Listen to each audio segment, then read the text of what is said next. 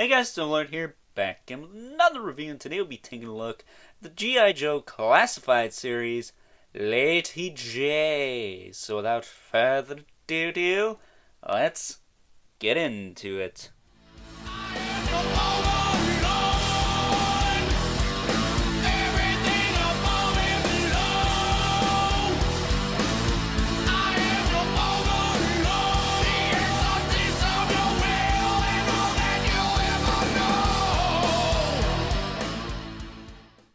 Alrighty guys, this is episode 4. Today we are taking a look at Miss Lady Jaye. She is part of the G.I. Joe Classified series line, brought to us by the fine folks over at Hasbro. Not so fine folks if you're sick and tired of their exclusive bullshit. But, thankfully, Lady Jaye here is a mainline release, and you can pretty much get her anywhere. In fact, I think she's in stock on BBTS as we speak. And thank God for that, because I'm going to tell you right now, this is a pretty solid figure. But, of course, she is being released with Flint, which I don't have yet. Not sure what's going on with that. But also the redecos of Duke, Destro, and I think Snake Eyes. I think all three of those redecos are in this case. I know Scarlet and Roadblock were in the last case with Zartan and the Cobra Infantry, which might as well have been a full redeco case with one new character. Am I right, or am I right? Well, we all bought it, so at the end of the day, who cares? But let me tell you what, this, I think, is the best female figure in the line, and we're going to go over why that is right now. So, pretty looking face. That's a plus. Looks good. She has kind of the short Karen cut going on. Hope I have this on right. And maybe that's a little bit better. I think I shifted it over ever so slightly. But she does look nice. Looks really nice, in fact. She's got a holster for her little kniff, which I actually missed when I opened this the first time. I had to go fish it out of recycling, which that was not fun. She's got this strap that goes over her torso here with a peg hole in the back for her backpack. She does peg in pretty snug. She does have pinless knees and elbows. Double jointed elbows. We'll get into that in a moment here. But articulation, you can rotate her head around. She can look up pretty easily. She can look down pretty easily. Her hair will sometimes want to pop off, so you just want to hold down on that. It doesn't fall off that easy, but it will. So again, be careful with that. But you can rotate her head around. Does have some tilt. Does have a little bit of shift with the neck. Shoulders go out, forward, and back on this butterfly joint here, which this one was a little stuck, but I pushed it back and got it to move, so no harm, no foul. She does have a bicep swivel. Double jointed elbow, look at that shit! Woo! Double jointed elbow on a female figure! I really don't care, but I know a lot of you do. She can punch herself in her own face. That's nice. I'm not going to snap her neck and kill her because she's too nice. She does have a swivel at the wrist with an up and down hinge on both sides, so kudos to Hasbro for getting that right. Diaphragm joint moves that far forward, moves that far back. Has a little bit of tilt action in there, which is always nice. Waist rotates around, also tilts forward and back. Really nice. Hips. Now I will say this drop down on mine, it works now, but it was stuck when I opened her. It was stuck down here. So I had to heat that up and push up on it very carefully, try not to break it. So, be wary of that. But it does work now. But you can kick her leg out to the side. Push it back up. Rotate it forward and back. She does have a thigh cut. She does have a double jointed knee. Can't kick her own ass because of her combat pants, actually. Not so much the boots, but the pants get in the way. But she does have a boot cut with a hinge at the foot and a rocker. Nothing overly tight on this figure, just the knees, the elbows, and the diaphragm joints, which I'll take. I'll take that all day. The hips are a little stiff, like this one does have a bit of a click to it, but it's nothing too bad. Not as bad as some of them have been. I didn't have to really put any extra heat on this figure to get the hips to move forward and back. And the other thing, I know some people like their female figures well endowed. I don't think she's that bad.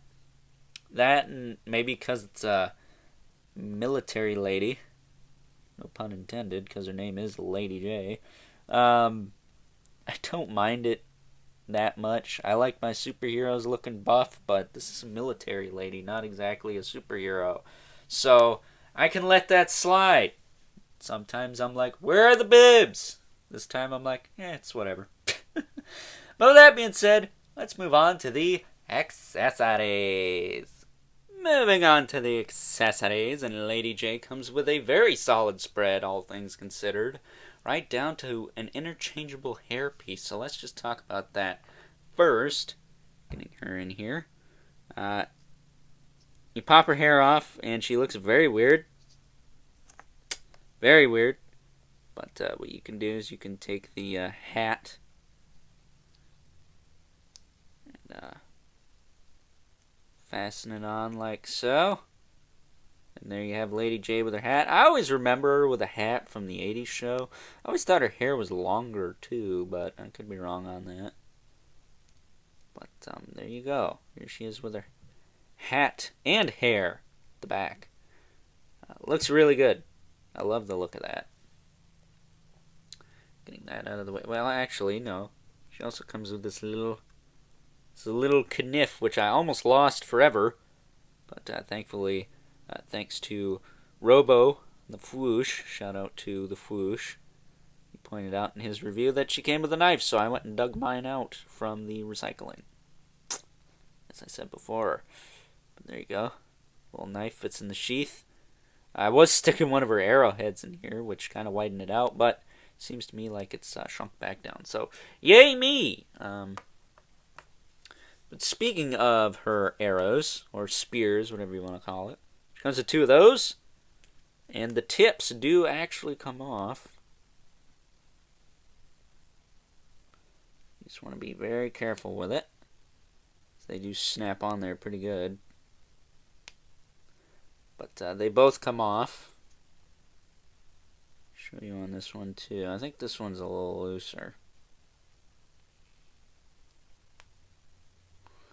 But it's just like the Star Wars Black Series lightsabers. You can pop the blades out. They snap on just like that. And I'm probably going to leave them like this. She also comes with this thingy, which I think is supposed to be some kind of crazy explosive, but I like the arrowheads more. That's more of a Lady Jaye staple. But she also comes with this gun, which you can slide one of these into. So there you go. Looks pretty sweet. Pretty sweet. And she also comes with her backpack, which has this little GoPro on it. A little camera that folds up and articulates. So that's pretty cool. It rotates here, hinges here, and spins up and down here. It does have a peg to go on her back. It does not appear to have storage for the other arrowhead piece. I don't think. I guess you could put it in her belt if you wanted to, but I don't see anywhere for the other one to go. But you can take this, slot it in there, slide it down, and then peg the backpack into her back, which is a little tricky because you got to line it up with the hole on the strap and the hole in her back, which I somehow managed to do. Don't get used to me being able to do such things. I would have liked to have seen maybe a place for the other arrowhead thingy, the explosive tip. I might just slip it in her belt here, in between these two things. It might just go there. But, yeah, she is looking pretty sweet with all of her gear. So with that being said, let's take a look at some size comparisons. Taking a look at some size comparisons, here's Lady Jaye next to a couple of other G.I. Joe Classified Series figures.